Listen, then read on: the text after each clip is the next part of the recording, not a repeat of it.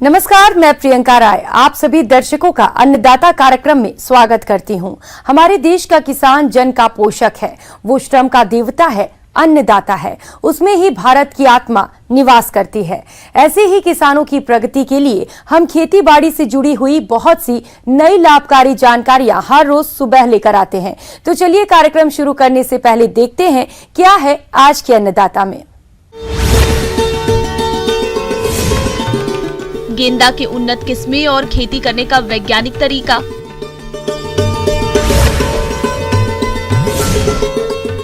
तालाबों में मछलियों के अच्छे विकास के लिए आहार प्रबंधन। गेंदा एक खास व लोकप्रिय फूल है जो साल भर आसानी से मिल सकता है। अगर इसके फूल दशहरा और दीपावली के अवसर पर उपलब्ध हो तो अच्छा मुनाफा कमाया जा सकता है और अभी आप इसकी खेती करके गेंदा से अच्छा मुनाफा कमा सकते हैं। तो चलिए इसकी खेती की उन्नत तकनीक के बारे में जानते हैं उद्यान महाविद्यालय खूंट पानी चाईबासा की बागवानी विशेषज्ञ डॉक्टर मोनिका पटेल से। अभी जो है मैरीगोल्ड, जिसको गेंदा फूल बोलते हैं, अंग्रेजी में मैरीगोल्ड बोल रहे हैं, उसको हम खेती करने का बहुत उपयुक्त समय है। और अभी का जो समय है वो है जो बारिश का समय है, ये है मैरीगोल्ड के खेती के लिए बहुत ही उपयुक्त समय। और साइंटिस्ट बताते हैं कि ये जो मैरीगोल्ड बारिश का सीजन है, सबसे ज़्यादा इसका आय है। भारत में इसकी खेती कहीं भी की जा सकती है। इसकी खेती के लिए शीतोष्ण और समशीतोष्ण जलवायु उपयुक्त होता है। 14 से 28 डिग्री तापमान फूलों की बढ़ोतरी और गुणवत्ता के लिए अच्छा माना जाता है। मिट्टी, इसके लिए अच्छे जल निकास वाली उपजाऊ मिट्टी जिसका pH मान 6.5 से 7.5 हो उपयुक्त होती है। खेत की पहली जुताई मिट्टी पलट हल से करें। इसके बाद इसमें 2 क्विंटल गोबर की खाद और 4 क्विंटल नीम की खाली भूमि में अच्छे से मिला दें। इसके बाद 2 बार कल्टीवेटर से जुताई करके पाटा लगाकर खेत को समतल कर लेते हैं। अब आते हैं इसका जो कितना सार प्रयोग करेंगे। तो यहाँ पे नाइट्रोजन, फास्फोरस और पोटास का मात्रा चाहिए। और नाइट्रोजन का जो मात्रा है उसको हम 120 केजी प्रति हेक्टर, और ये 50 किलो, बाकी फास्फोरस एंड पोटास को हम प्रयोग करेंगे। तो नाइट्रोजन को जो है पहला 50 केजी, इसका जब हम जमीन को जब बना रहे हैं उसी टाइम में इसको देंगे। और उसके बाद दूसरा 50 किलो जो है इसका ट्रांसप्लांटिंग के बाद, मतलब कियारी में लगा दिए, उसके बाद 1 महीने बाद, मतलब टोटली उसका बीज से बुनाई के 2 महीने बाद हम नाइट्रोजन को फिर उसका उपयोग करेंगे।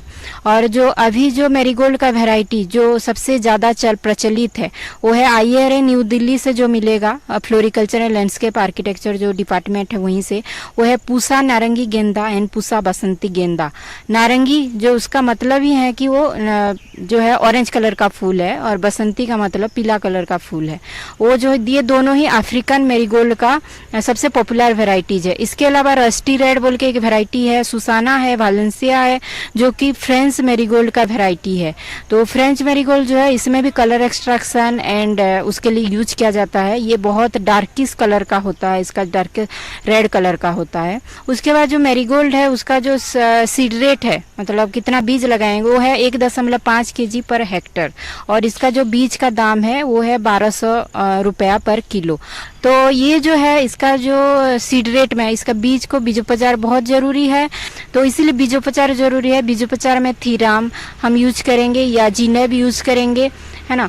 और जैसे कि अच्छे से सन जाए, है ना। इधर जब भी हम बीजोपचार कर रहे हैं तो हाथ में ज़रूर ग्लोव्स पहनिए, जो कि मतलब बहुत अच्छा है, क्योंकि नहीं तो वो जो अगर ग्लोव्स नहीं पहनते हैं तो डायरेक्ट आपके हाथ में नाखून में घुस जाता है, तो फिर वो बाद में प्रॉब्लम कर सकता है आपका खान पान के समय। नर्सरी पोत तैयार करना, पहले जमीन को 2% फार्मिलिन से उपचारित कर लेना चाहिए। इसके बाद 3 मीटर लंबा 1 मीटर चौड़ी क्यारी बना लेते हैं।